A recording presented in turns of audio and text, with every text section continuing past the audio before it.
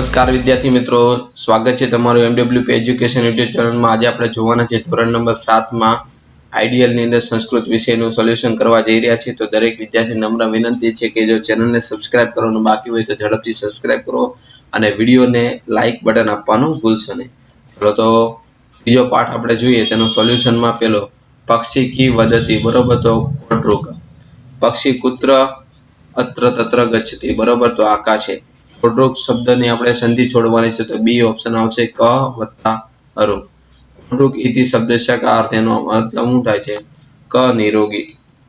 એના ભાઈ પક્ષી કુત્ર અટતી, બરોબર? તો દ્વારમ દ્વાર, દ્વારમ દારમ અટતી, તો આવશે પક્ષી।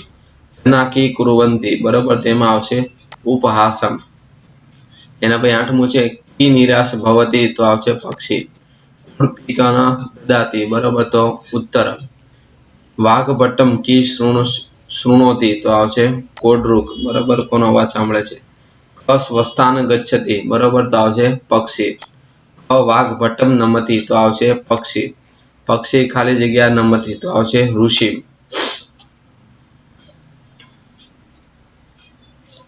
એના ભાઈ 14મા નંબરનો એમસીક્યુ છે, પક્ષી ખાલી ઉપવસતી, તો વૃક્ષે।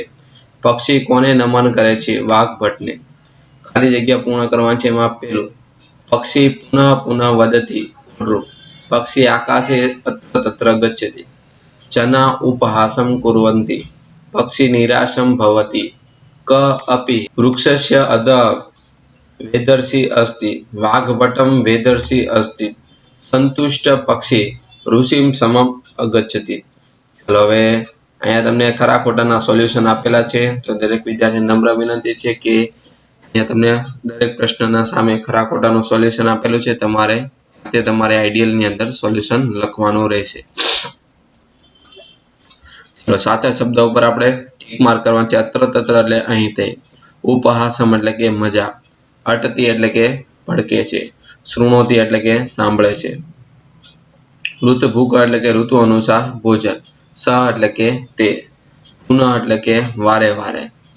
અધ એટલે કે નીચે। અંતંતનમ એટલે કે પછી।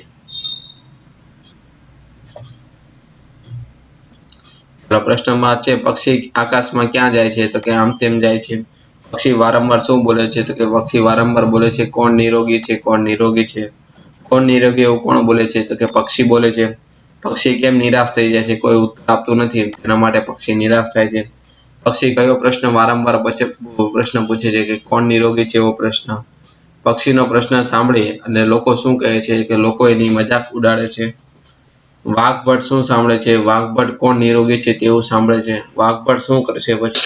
શું કરે છે? તો કે વાઘભટ્ટ વૃક્ષ નીચે બેઠા છે। પક્ષી ફરીથી શું બોલે છે? પક્ષી ફરીથી બોલે છે કે કોણ નિરોગી છે। પક્ષી વનમાં જઈ શું કરશે? પક્ષી વનમાં જઈને વૃક્ષ પર બેસે છે। વૃક્ષ નીચે કોણ છે? તો કે વેદસિંહ વાઘભટ્ટ છે। એના પછી ઋતુભૂક એટલે નો મતલબ શું થાય છે? કે ઋતુ અનુસાર ભોજન કરનાર। હિતભૂક નો મતલબ થાય હિત કરીને ભોજન કરનાર। ખાવા પીવામાં બેદરકાર રહેવાથી શું થાય છે? ખાવા પીવામાં બેદરકાર રહેવાથી બીમારી ઓછી થાય છે। એના પછી કોણ સંતોષ આપે છે? પક્ષી સંતોષ આપે છે।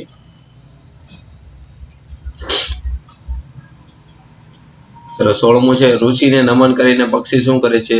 ઋષિને નમન કરીને પક્ષી પોતાના સ્થાને જાય છે। ઋષિ શું કહે છે? ઋષિ કહે છે કે હિતકારી ભોજન કરનાર, યોગ્ય પ્રમાણમાં ભોજન કરનાર અને ઋતુ અનુસાર ભોજન કરનાર નિરોગી રહે છે। ચલો હવે સંસ્કૃતમાં ઉત્તરમાં આપેલું છે પક્ષી વને કુત્ર ઉપવસ્યતિ। પક્ષી વને વૃક્ષે એટલે કે વૃક્ષ ઉપર રહે છે। વૃક્ષસ્ય અધઃ ક અસ્તિ, બરાબર ક્યાં છે? તો કે એ નીચે વૃક્ષની પાસે કોણ છે? વૃક્ષ અધઃ બરાબર નીચે વેદર્ષિ વાઘભટ્ટમ અસ્તિ। એના પછી સંતુષ્ટ પક્ષી કુત્ર આગચ્છતિ, ક્યાં આવે છે? તો કે ઋષિ સમીપમ આગચ્છતિ। ક ઋષિ નમસી, કોણ નમે છે? પક્ષી। પક્ષી કી વદતી, પક્ષી શું બોલે છે? કોડરક। એના પછી જના કી કુર્વંતી, જના શું કરે? લોકો શું કરે છે? ઉપહાસમ કુર્વંતી। વેદર્ષિ ક અસ્તિ, તો વાઘભટ્ટમ અસ્તિ। ઋષિ ખાદ્યા વદતી, તો કે ઋષિ વદતી હિમભૂક ભૂકમ અસ્તિ। બરાબર. એના પછી કોડરૂપનો ક વત્તા ઉરૂપ, કોડપીતો ક વત્તા અપી. ચલો પક્ષીનું મુજબ વાક્ય આપણે લખવાના છે. પક્ષીમ તો તેનામાં દ્વારમ, ભિક્ષુ તો ગૃહ, બરાબર. તેના પછી વાક્ય બનાવવાના છે. શૃંગાલ તો વન, અને એના પરથી અહીંયા વાક્ય બંને બનાવીને આપેલું છે. ત્રીજું છે નુર્પા નગરમ ગચ્છાતિ, એના પરથી વાક્ય તમને આપેલું છે. સાધુ તીર્થ પૃશ્યતિ, તેનો પરથી વાક્ય તમને અહીંયા બનાવીને આપેલું છે.